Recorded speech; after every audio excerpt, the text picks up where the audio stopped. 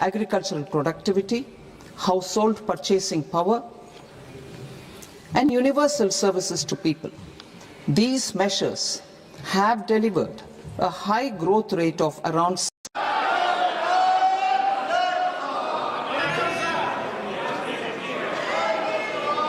Item number 1, माननीय वित्त मंत्री श्रीमती निर्मला सीतारमन जी। Item number 1.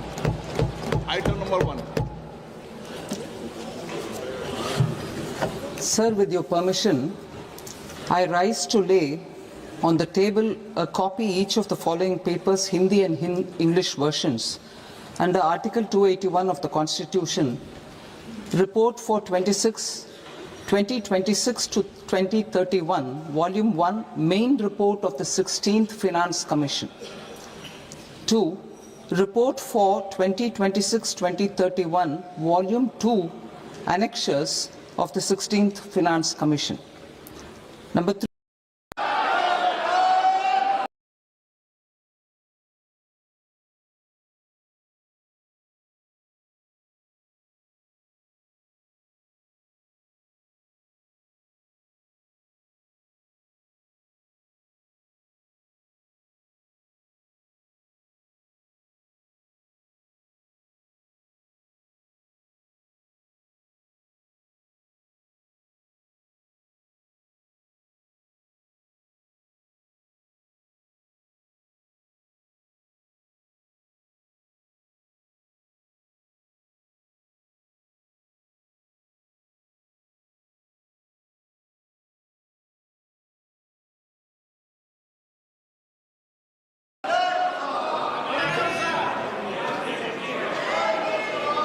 Item number 1, माननीय वित्त मंत्री श्रीमती निर्मला सीतारमन जी। Item number 1. Item number 1. Sir, with your permission, I rise to lay on the table a copy each of the following papers, Hindi and English versions, under Article 281 of the Constitution, Report for 2026 to 2031, Volume 1, Main Report of the 16th Finance Commission. 2. Report for 2026-2031, Volume 2, Annexures of the 16th Finance Commission. Number 3. Explanatory memorandum as to the action taken on the recommendations contained in the above report. Item number 2, माननीय वित्त मंत्री निर्मला सीतारमन जी।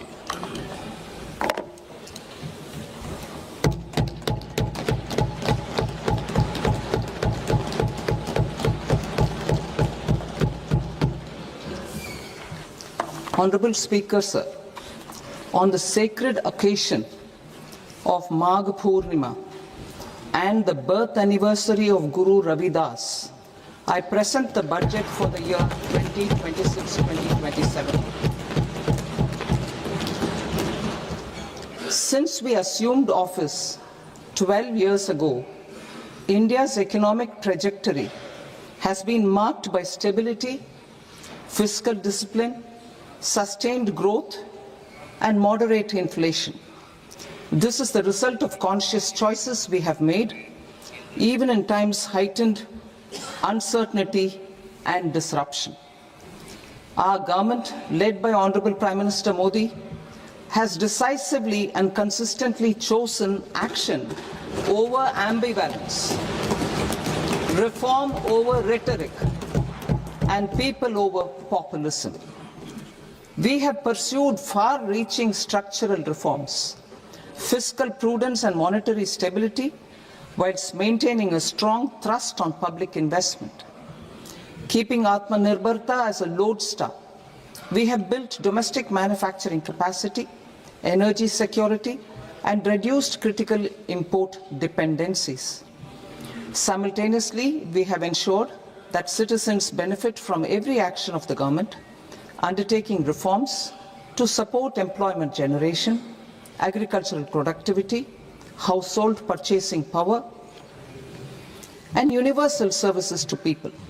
These measures have delivered a high growth rate of around 7% and helped us make substantial strides in poverty reduction and improvement in the lives of our people.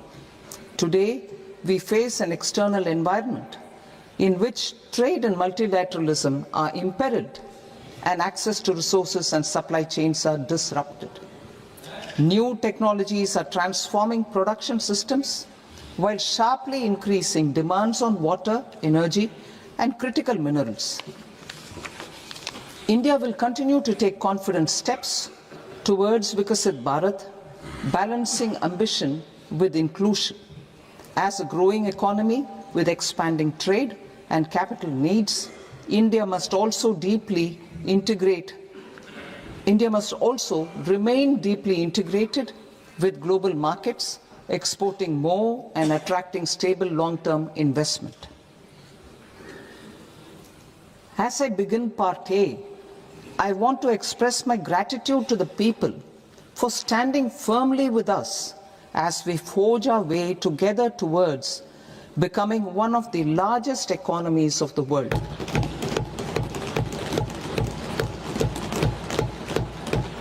Our aim is to transform aspiration into achievement and potential into performance as we ensure that the dividends of growth reach every farmer, the scheduled caste, the scheduled tribes, the nomads, the youth, the poor, and the women.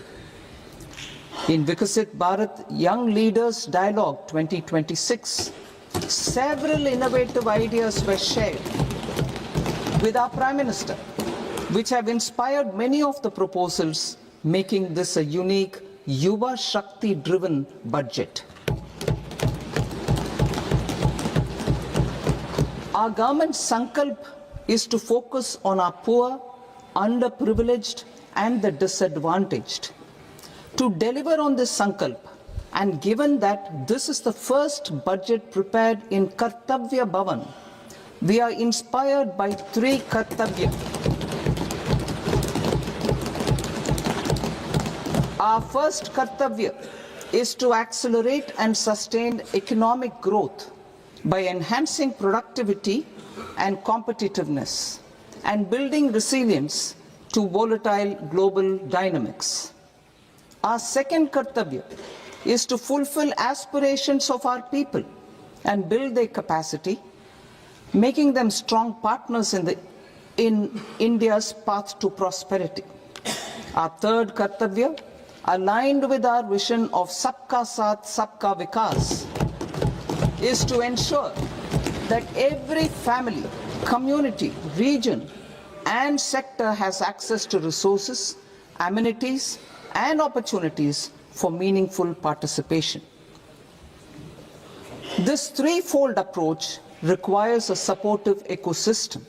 The first requirement is to sustain the momentum of structural reforms, continuous, adaptive, and forward-looking. Second, a robust and resilient financial sector is central to mobilizing savings, allocating capital efficiently, and managing risks. Third, cutting-edge technologies, including AI applications, can serve us as force multipliers for better governance. Reform Express. Our government has undertaken comprehensive reforms towards creating employment, boosting productivity, and accelerating growth. After the Prime Minister's announcement on Independence Day in 2025, over 350 reforms have been rolled out. This includes GST simplification, notification of labor codes, and rationalization of mandatory quality control orders. High-level committees have been formed, and in parallel, the central government is working with the state governments on deregulation and reducing compliance requirements.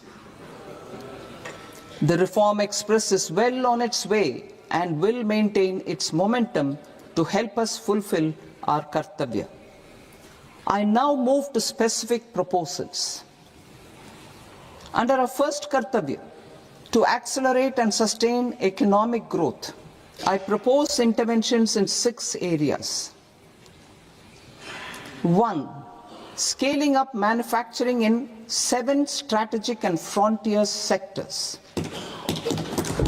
2. Rejuvenating legacy industrial sectors. 3. Creating champion MSMEs. 4. Delivering a powerful push for infrastructure. 5. Ensuring long-term security and stability. And 6. Developing city economic regions.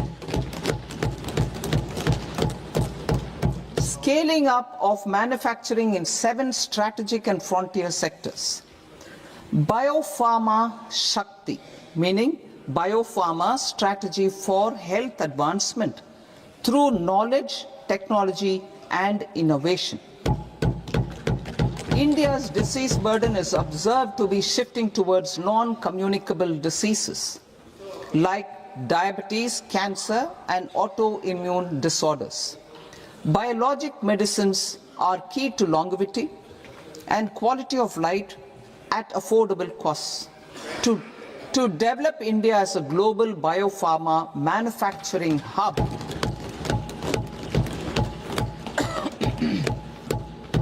I propose the Biopharma Shakti with an outlay of 10,000 crores over the next 5 years.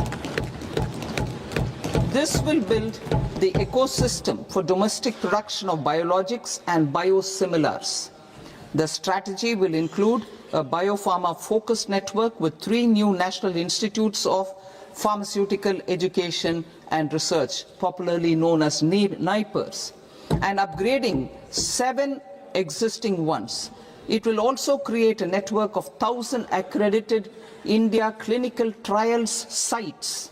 We propose to strengthen the Central Drug Standard Control Organization to meet global standards and approve timeframes through and approval timeframes through a dedicated scientific review cadre and specialists. India's semiconductor mission 1.0 expanded India's semiconductor sector capabilities. Building on this, we will launch ISM 2.0 to produce equipment and materials, design full-stack Indian IP, and fortify supply chains. We will also focus on industry-led research and training centers to develop technology and skilled workforce. The Electronics Components Manufacturing Scheme, launched in April 2025, with an outlay of 22,919 crores, already has investment commitments at double the targets. We propose to increase the outlay to 40,000 crores to capitalize on this momentum.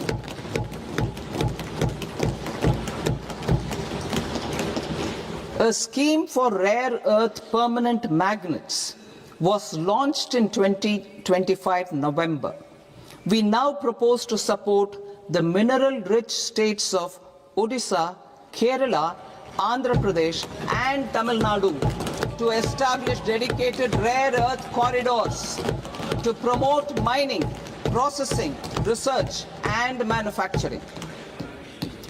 To enhance domestic chemical production and reduction import dependency and reduce import dependency, we will launch a scheme to support states in establishing 3 dedicated chemical parks through challenge route on a cluster-based plug-and-play model.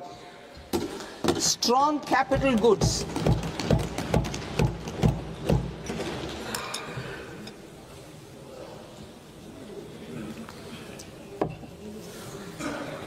Strong capital goods capability is a determinant of productivity and quality across different sectors. Towards building this capacity, I propose the following. High-tech tool rooms will be established by central public sector enterprises at 2 locations as digitally enabled automated service bureaus that locally design, test and manufacture high precision components at scale and at lower cost. 2. A scheme for enhancement of construction and infrastructure equipments will be introduced to strengthen domestic manufacturing of high value and technologically advanced CIE. This can range from lifts in a multi-storied apartment or firefighting equipment in multiplexes, large or small, and to tunnel boring equipments for building metros and high-altitude roads. I also propose a scheme for container manufacturing to create a globally competitive container manufacturing ecosystem with a budgetary allocation of 10,000 crores over a 5-year period. For the labor-intensive textile sector, I propose an integrated program with 5 subparts. 1. The National Fiber Scheme for Self-Reliance in Natural Fibers, such as silk, wool and jute, man-made fibers and new age fibers. Textile expansion and employment scheme to modernize traditional clusters with capital support for machinery, technology upgradation and common testing and certification centers. 3. The National Handloom and Handicraft Program to integrate and strengthen existing schemes and ensure targeted support for weavers and artisans. Tex Eco Initiative to promote globally competitive and sustainable textiles and apparels. Samarth 2.0 to modernize the upgrade the textile skilling ecosystem through collaboration with industry and academic institutions. Further, I propose to set up mega textile parks in challenge mode. They can also focus on bringing value addition to technical textiles. I propose to launch the Mahatma Gandhi Gram Swaraj initiative to strengthen khadi, handloom and handicrafts. This will help in global market linkage and branding. It will streamline and support training, skilling, quality of process and production. This will benefit our weavers, village industries, one district, one product ODOP initiative and also our rural youth. India has the potential to emerge as a global hub for high quality, affordable sports goods. I propose a dedicated initiative for sports goods that will promote manufacturing, research and innovation in equipment design as well as material sciences. Rejuvenation of legacy industrial clusters. I propose to introduce a scheme to revive 200 legacy industrial clusters to improve their cost competitiveness and efficiency through infrastructure and technology upgradation. Creating champion SMEs and supporting micro enterprises. Recognizing MSMEs as a vital engine of growth, I propose a 3-pronged approach to help them grow as champions. Equity support. I propose to introduce a dedicated 10,000 crores SME growth fund to create future champions, incentivizing enterprises based on select criteria. I also propose to top up the Self-Reliant India Fund set up in 2021 with 2,000 crores to continue support to micro enterprises and maintain their access to risk capital. Liquidity support. With TREDS, more than 7 lakh crore has been made available to MSMEs. To leverage its full potential, I propose 4 measures. 1. Mandate TREADS as the transaction settlement platform for all purchases from MSMEs by CPSEs, serving as a benchmark for other corporates. 2. Introduce a credit guarantee support mechanism through CGT-MSE for invoice discounting on TREADS platform. 3. Link GEM with TREADS for sharing information with financiers about government purchases from MSMEs, encouraging cheaper and quicker financing. 4. Introduce TREADS receivables as asset-backed securities, helping develop a secondary market, enhancing liquidity and settlement of transactions. Professional support. Government will facilitate professional institutions such as the ICAI, ICSI, ICMAI to design short-term modular courses and practical tools to develop a cadre of corporate mitras, especially in Tier 2 and Tier 3 towns. These accredited para-professionals will help MSMEs meet compliance requirements at affordable costs. Infrastructure. During this past decade, our government has undertaken several initiatives for large-scale enhancement of public infrastructure, including through new financing instruments such as Infrastructure Investment Trust in WITS and Real Estate Investment Trust REITs, and institutions like NIIF and NABFID. We shall continue to focus on developing infrastructure in cities with over 5 lakh population, that is Tier 2, Tier 3 cities, which have expanded to become growth centers.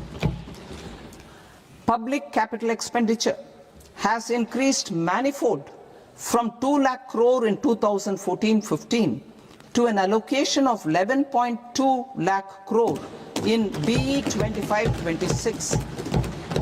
In this coming year, that is financial year 2026-27, I propose to increase it to 12.2 lakh crores to continue the momentum. To strengthen the confidence of private developers regarding risks during infrastructure development and construction phase, I propose to set up an infrastructure risk guarantee fund to provide prudentially calibrated partial credit guarantee to lenders. Over the years, REITs have emerged as a successful instrument for asset monetization. I propose to accelerate recycling of significant real estate assets of the CPSEs through the setting up of dedicated REITs. To promote environmentally sustainable movement of cargo, I propose to 1. Establish new dedicated freight corridors connecting Dankuni in the east to Surat in the west. Operationalize 20 new national waterways over the next 5 years, starting with National Waterways 5 in Orissa to connect mineral-rich areas of Talcher and Angul and industrial centers like Kalinga Nagar to the ports of Paradeep and Dhamra. Training institutes will be set up as regional centers of excellence for development of required manpower for these waterways. This will benefit youth in the entire stretch of the waterways to train and acquire skills. Further, a ship repair ecosystem catering to inland waterways will also be set up at Varanasi and Patna.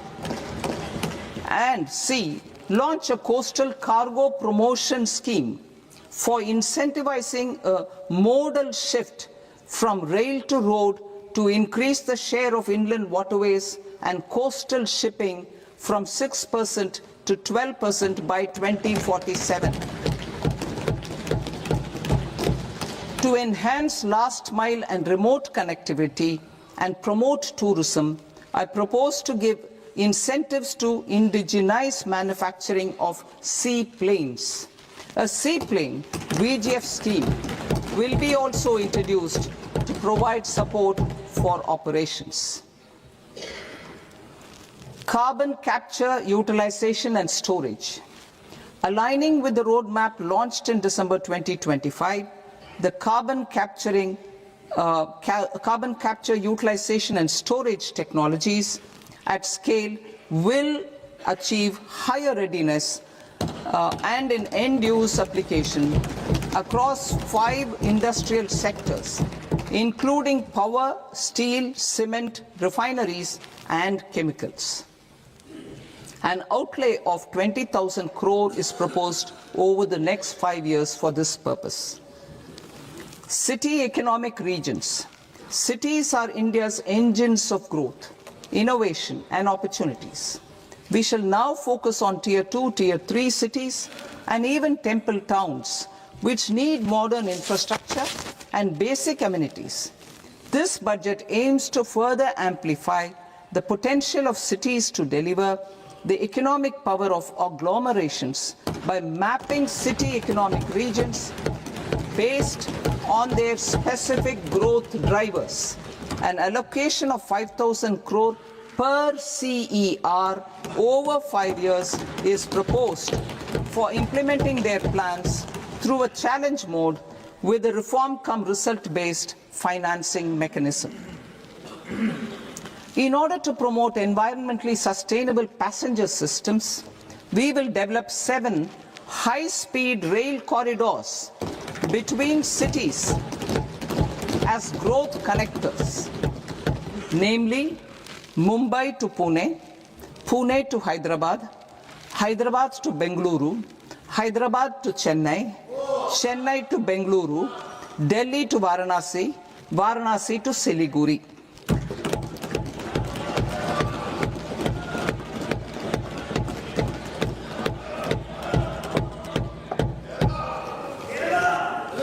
Financial sector.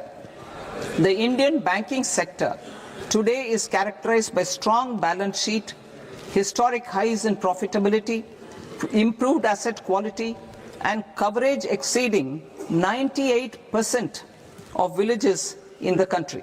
At this juncture, we are well placed to futuristically evaluate the measures needed to continue on the path of reform-led growth of this sector. I propose setting up a high-level committee on banking for Vikasit Bharat.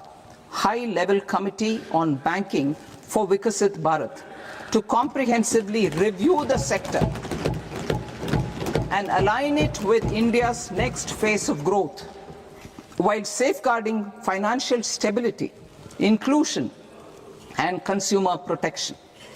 The vision for NBFCs for Vikasit Bharat has been outlined with clear targets for credit disbursement and technology adoption in order to achieve scale and improve efficiency in the public sector NBFCs. As a first step, it is proposed to restructure the Power Finance Corporation and Rural Electrification Corporation. I propose a comprehensive review of the foreign exchange management non-debt instruments rules to create a more contemporary, user-friendly framework for foreign investments consistent with India's evolving economic priorities. Corporate bond market. I propose to introduce a market-making framework with suitable access to funds and derivatives on corporate bond indices. I also propose to introduce total return swaps on corporate bonds. Municipal bonds. To encourage the issuance of municipal bonds of higher value by larger cities, I propose an incentive of 100 crore rupees for a single bond issuance. 100 crore rupees for a single bond issuance of more than 1,000 crore. The current scheme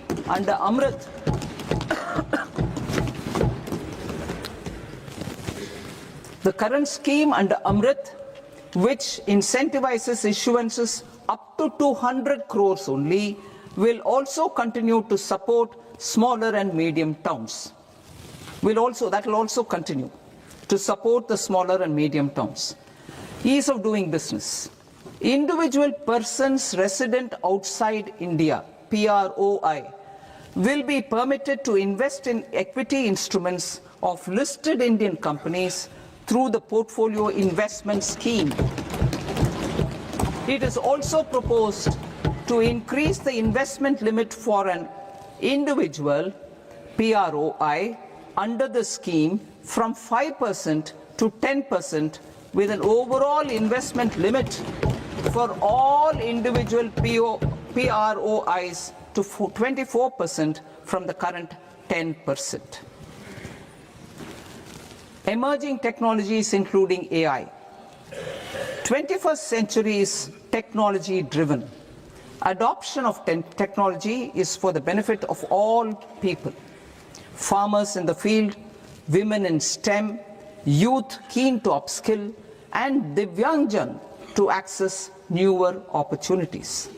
The government has taken several steps to support new technologies through AI Mission, National Quantum Mission, Anusandhan National Research Fund, and Research and Development and Innovation Fund. Our second kartavya is to fulfill aspirations and build capacities. Close to 25 crore individuals have come out of multi-dimensional poverty through a decade of our government's sustained and reform-oriented efforts.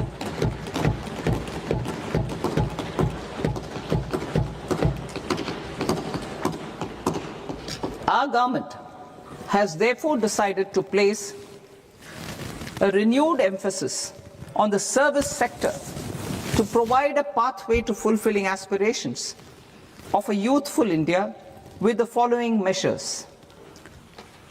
I propose to set up a high-powered Education to Employment and Enterprises Standing Committee to recommend measures that focus on services sector as a core driver of Vikasit Bharat.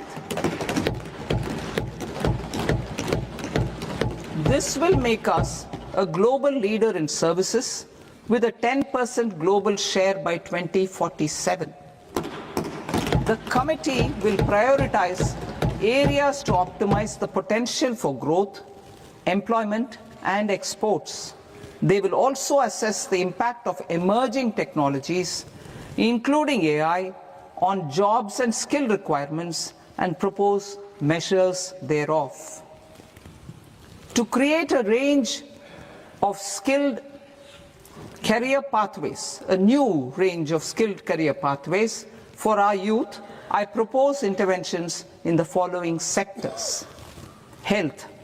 Existing institutions for allied health professionals will be upgraded and new AHP institutions established in private and government sectors.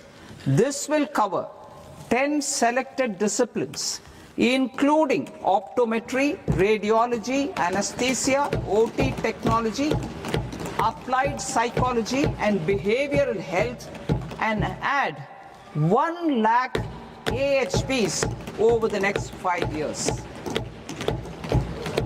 A strong care system covering geriatric and allied care services will be built. A variety of NSQF aligned programs will be developed to train multi-skilled caregivers, combining core care and allied skills such as wellness, yoga, and operation of medical assistive devices. In the coming year, 1.5 lakh caregivers will be trained.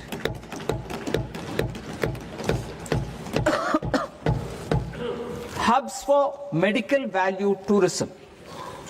To promote India as a hub for medical tourism services, I propose to launch a scheme to support states in establishing 5 regional medical hubs in partnership with the private sector. These hubs will serve as integrated healthcare complexes that combine medical, educational and research facilities. They will have Ayush centers, medical value tourism facilitation centers and infrastructure for diagnostics, post-care and rehabilitation. These hubs will provide diverse opportunities, job opportunities for health professionals, including doctors and AHPs. Ancient Indian yoga, already respected in several parts of the world, was given a mass global recognition when Honorable Prime Minister took it to the UN. Post-COVID, Ayurveda gained a similar global acceptance and recognition. Exporting quality Ayurveda products helps farmers who grow the herbs and youth who process the products. To meet growing global demand, a few more steps are being taken. I propose to 1. Set up 3 new All India Institutes of Ayurveda. 2. Upgrade Ayush pharmacies and drug testing labs for higher standards of certification ecosystem and make available more skilled personnel. 3. Upgrade the WHO Global Traditional Medicine Center in Jamnagar to bolster evidence-based research, training and awareness for traditional medicine. Animal husbandry. Livestock contributes to close to 16% of farm income, including of poor and marginal households. To scale up availability of veterinary professionals by more than 20,000, I propose to roll out a loan-linked capital subsidy support scheme for establishment of veterinary and para-veterinary colleges, veterinary hospitals, diagnostic laboratories, and breeding facilities in private sector. Collaboration between Indian and foreign institutions will also be facilitated. Orange economy. India's animation, visual effects, gaming and comics sector, AVGC sector, is a growing industry projected to require 2 million professionals by 2030. I propose to support the Indian Institute of Creative Technologies, Mumbai, in setting up AVGC content creator labs in 15,000 secondary schools all over the country and 500 colleges. The Indian design industry is expanding rapidly, and yet there is a shortage of Indian designers. I propose to establish, through Challenge Route, a new National Institute of Design to boost design education and development in the eastern region of India. Education. Our government will support states through Challenge Route in creating 5 university townships in the vicinity of major industrial and logistics corridors. These planned academic zones will host multiple universities, colleges and research institutions, skill centers and residential complexes. In higher education, STEM institutions, prolonged hours of study and laboratory work pose some challenges for girl students. Through VGF, Viability Gap Funding and capital support, 1 girls' hostel will be established in every district.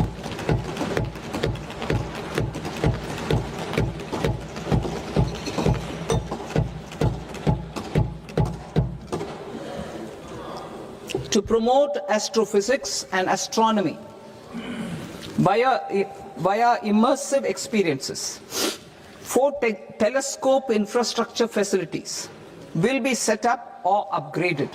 The National Large Solar Telescope, the National Large Optical Infrared Telescope, the Himalayan Chandra telescope, and the Cosmos 2 planetarium.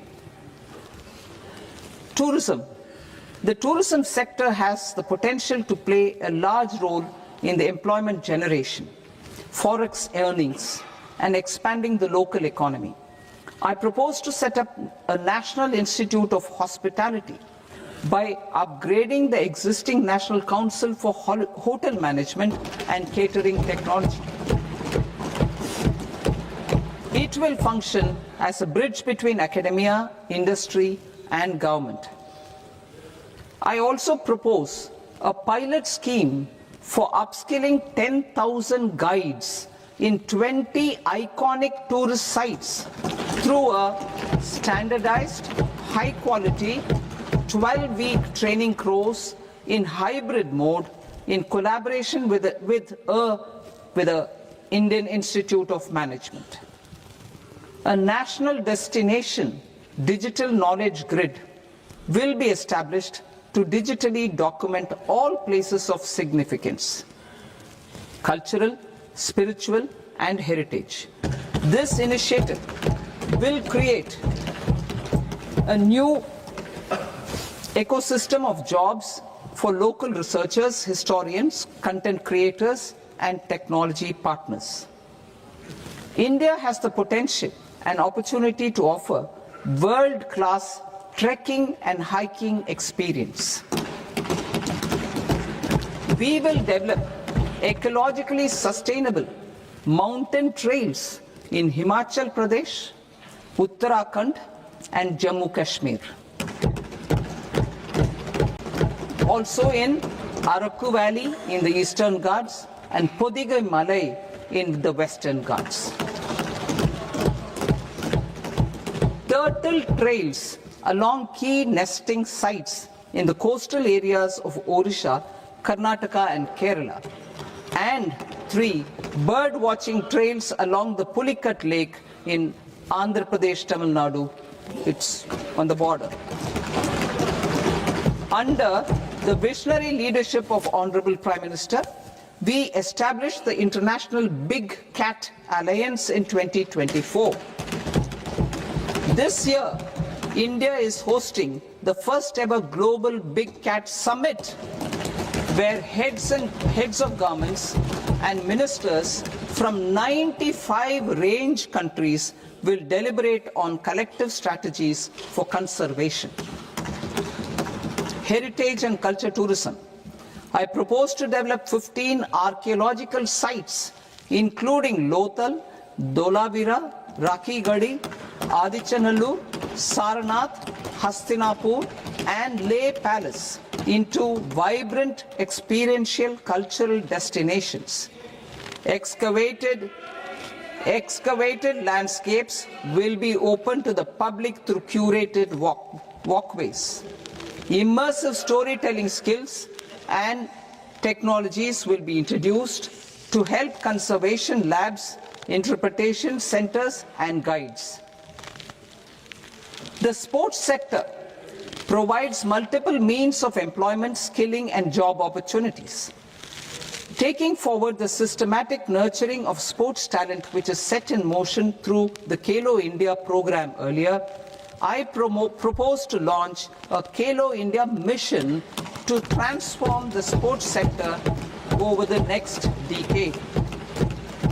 The mission will facilitate an integrated talent development pathway supported by training centers which are foundational, intermediate, and elite levels.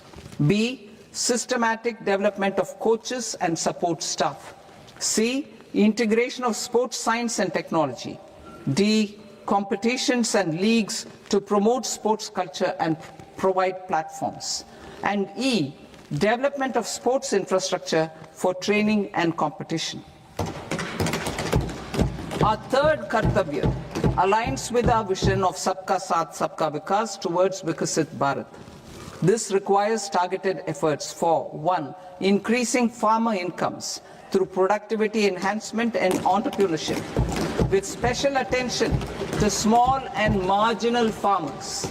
B. Empowering Divyangjan through access to livelihood opportunities, training, and high-quality assistive devices. C. Empowering the vulnerable to access mental health and trauma care. D. Focus on the Purvodaya states and the Northeast region to accelerate development and employment opportunities. Fisheries. We will undertake initiatives for integrated development of 500 reservoirs and Amrit Sarovars. 2. Strengthen the fisheries value chain in coastal areas and enable market linkages involving startups and women-led groups together with fish farmer producer organizations. Animal husbandry. To provide quality employment opportunities in rural and peri-urban areas, we will support the animal husbandry sector in entrepreneurship development through A. A credit-linked subsidy program, B. Scaling up and modernization of livestock enterprises, C. Enhanced creation of livestock, dairy and poultry, enhanced creation of livestock, dairy and poultry focused integrated value chains, and D. Encourage creation of livestock farmer producer organizations. High value agriculture. To diversify farm outputs, increase productivity, enhance farmers' incomes, and create new employment opportunities, we will support high value crops such as coconut, sandalwood, cocoa, cashew in the coastal areas, agar trees in northeast, and nuts such as almonds, walnuts, and pine nuts in our hilly regions. These, all of them, will be supported. India is the world's largest producer of coconuts. About 30 million people, including nearly 10 million farmers, depend on coconuts for their livelihood. To further enhance competitiveness in coconut production, I propose a coconut promotion scheme to increase production and enhance productivity through various interventions, including replacing and non-productive trees with new saplings or plants or varieties in major coconut growing states. A dedicated program is proposed for Indian cashew and cocoa to make India self-reliant in raw cashew and coconut production and processing, enhance export competitiveness, and transform Indian cashew and Indian cocoa into premium global brands by 2030. Sandalwood. Sandalwood is closely linked to India's social and cultural heritage. Our government will partner with state governments to promote focused cultivation and post-harvest processing to restore the glory of the Indian sandalwood ecosystem, to rejuvenate old, low-yielding orchards, and expand high-density cultivation of walnuts, almonds, and pine nuts. We will support a dedicated program to enhance farmer incomes and in bringing value addition by engaging youth. Bharat Vistar, that is virtually integrated system to access agricultural resources. I propose to launch Bharat Vistar, a multilingual AI tool that shall integrate the AgriStack portals and the ICAR package on agricultural practices with AI systems. This will enhance farm productivity, enable better decisions for farmers, and reduce risk by providing customized advisory support. She Marts for rural women-led enterprises. Building on the success of Lakpati Didi program, I propose to help women take the next step from credit-linked livelihoods to being owners of enterprises. Self-help entrepreneur, She Marts will be set up as community-owned retail outlets within the cluster level federations through enhanced and innovative financing instruments. Empowering Divyangjan. Divyangjan Kaushal Yojana. Information technology, AVGC sectors, hospitality and food and beverages sectors often offer task-oriented and process-driven roles which are suitable for Divyangjan. We will ensure dignified livelihood opportunities through industry-relevant and customized training specific to each Divyangjan group. Divyang Sahara Yojana.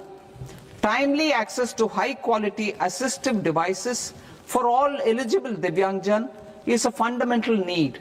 I propose to 1. Support the Artificial Limbs Manufacturing Corporation of India, Alimco, to set up and to scale up production of assistive devices, invest in R&D and AI integration, strengthen PM Divyasha Kendras, and support setting up of assistive technology marts as modern retail style centers where Divyangjan and senior citizens can see, try and purchase assistive products. Reaffirming our commitment to mental health and trauma care. There are no national institutes for mental health care in North India. We will therefore set up a NIMHANS 2 and also upgrade national mental health institutes in Ranchi and in Tezpur as regional apex institutions. Emergencies expose families, particularly the poor and vulnerable, to unexpected expenditure. We will strengthen and increase these capacities by 50% in district hospitals by establishing emergency and trauma care centers. Focus on Purvodaya states and northeastern regions. Purvodaya. I propose the development of an integrated East Coast industrial corridor with a well-connected node at Durgapur, creation of 5 tourism destinations in 5 Purvodaya states, and the provision of 4,000 e-buses. Buddhist sites in northeastern region. The northeastern region is a civilizational confluence of Theravada and Mahayana or Vajrayana traditions. I propose to launch a scheme for development of Buddhist circuits in Arunachal Pradesh, Sikkim, Assam, Manipur, Mizoram and Tripura. The scheme will cover preservation of temples and monasteries, pilgrimage interpretation centers, connectivity and pilgrim amenities. 16th Finance Commission. On 17th November 2025, the 16th Finance Commission submitted its report to the President. As mandated under Article 281 of the Constitution, the government is to lay the report along with the explanatory memorandum on the action taken report on the recommendations of the Commission in Parliament, which, Sir, Honourable Speaker, you've allowed me to do at the commencement of this session. The government has accepted the recommendation of the Commission to retain the vertical share of devolution at 41%. As recommended by the Commission, I have provided 1.4 lakh crores of rupees to the states for the year 2026-2027 as Finance Commission grants. These include rural and urban local body and disaster management grants. Fiscal consolidation. Government has been delivering on our fiscal commitments consistently without compromising on social needs. To strive towards accepted standards of fiscal management in Budget 25-26, I had indicated that the central government would target reaching a debt to GDP ratio of 50 plus or minus 1% by 2030-31. In line with this, the debt to GDP ratio is estimated to be 55.6% of GDP in BE 26-27, compared to 56.1% of GDP in RE 25-26. A declining debt to GDP ratio will gradually free up resources for priority sector lending and expenditure by reducing the outgo on interest payments. One of the main operational instruments for debt targeting is the fiscal deficit. I am happy to inform this august House that I fulfilled my commitment made in 2021-2022 to reduce fiscal deficit below 4.5% of GDP by 25-26. In RE 25-26, the fiscal deficit has been estimated at par with BE of 2025-26 at 4.4% of GDP. In line with the new fiscal prudence path of debt consolidation, the fiscal deficit in BE 26-27 is estimated to be 4.3% of the GDP.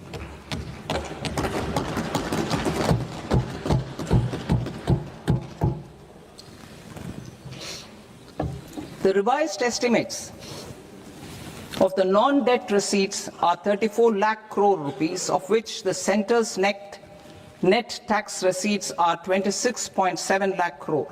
The revised estimate of the total expenditure is 49.6 lakh crore rupees, of which the capital expenditure is about 11 lakh crores. Budget estimates 2026 to 2027. Coming to 26-27, the non-debt receipts and the total expenditure are estimated as 36.5 lakh crore and 53.5 lakh crore respectively. The centre's net tax receipts are estimated at 28.7 lakh crore rupees. To finance the fiscal deficit, the net market borrowings from dated securities are estimated at 11.7 lakh crore rupees. The balance financing is expected to come from small savings and other sources. The gross market borrowings are estimated at 17.2 lakh crore rupees. I'll now move to Part B. Part B, direct taxes.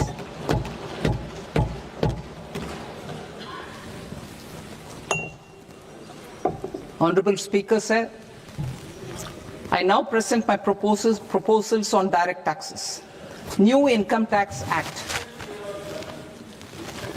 In July 2024, I announced a comprehensive review of the Income Tax Act 1961. This was completed in a record time, and the Income Tax Act 2025 will come into effect from 1st April 2026. The simplified income tax rules and forms will be notified shortly, giving adequate time to taxpayers to acquaint themselves with its requirements. The forms have been redesigned such that ordinary citizens can comply without difficulty. Ease of living. I propose that any interest awarded by the Motor Accident Claims Tribunal to a natural person will be exempt from income tax, and any TDS on this account will be done away with. I propose to reduce TCS rate on the sale of overseas tour program package from the current 5% and 20% to 2% without any stipulation of amount. I propose to reduce TCS rate for pursuing education and for medical purposes under the Liberalized Remittance Scheme, popularly known as LRS, from 5% to 2%. Supply of manpower services is proposed to be specifically brought within the ambit of payment to contractors for the purpose of TDS to avoid ambiguity. Thus, TDS on these services will be at the rate of either 1% or 2% only. I propose a scheme for small taxpayers wherein a rule-based automated process will enable obtaining a lower or nil deduction certificate instead of filing an application with the assessing officer. For the ease of taxpayer holding securities in multiple companies, I propose to enable depositories to accept Form 15G or Form 15H from the investor and provide it directly to various relevant companies. I propose to extend time available for revising returns from 31st December to up to 31st March with the payment of a nominal fee. I also propose to stagger the timeline for filing of tax returns. Individuals with ITR 1 and ITR 2 returns will continue to file till 31st July, and non-audit business cases or trusts are proposed to be allowed time till 31st August. TDS on sale of immovable property by a non-resident is proposed to be deducted and deposited through resident buyers and his or her PAN-based challan instead of requiring a TAN, which is a temporary accounting number. To address practical issues of small taxpayers like students, young professionals, tech employees, relocated NRIs, and such others, I propose to introduce a one-time 6-month foreign asset disclosure scheme for these taxpayers to disclose income or assets below a certain size. This scheme would be applicable for two categories of taxpayers, namely A, who did not disclose their overseas income or assets, and B, who disclosed their overseas income and or paid due tax but could not declare the asset acquired. For category A, the limit of undisclosed income or asset is proposed to be up to 1 crore rupees. They need to pay 30% of fair market value of asset or 30% of undisclosed income as tax and 30% as additional income tax in lieu of penalty, and would thereby get immunity from prosecution. For category B, asset value is proposed to be up to 5 crore rupees. Here, immunity from both penalty and prosecution will be available with a payment of fee of 1 lakh rupees. Rationalizing penalty and prosecution. Multiplicity of proceedings are hindrance to the ease of doing business. I propose to integrate assessment and penalty proceedings by... माननीय वित्त मंत्री जी, Sir, with your permission, I move for leave to introduce the Finance Bill 2026. प्रश्न ये कि विधेयक को पुनर्स्थापित करने की अनुमति प्रदान की जाए। जो सदस्य इस पक्ष में हाँ गए, जो सदस्य विरोध में ना गए, मेरे विचार में निर्णय हाँ वालों के पक्ष में, हाँ वालों के पक्ष में अनुमति प्रदान की जाती है। माननीय मंत्री जी, अब विधेयक पुनर्स्थापित करें। Sir, I introduce the bill. माननीय सदस्यगण, आपको सूचित किया जाता है कि माननीय वित्त मंत्री जी के बजट भाषण की कॉपी पब्लिकेशन काउंटर पर ली जाती है। बजट भाषण और बजट से संबंधित दस्तावेज आपके मोबाइल फोन और मेंबर पोर्टल्स पर ही उपलब्ध है। सभा की कार्रवाई कल सोमवार दिनांक 2 फरवरी 2026 को प्राप्त 11 बजे तक के लिए स्थगित की जाती है।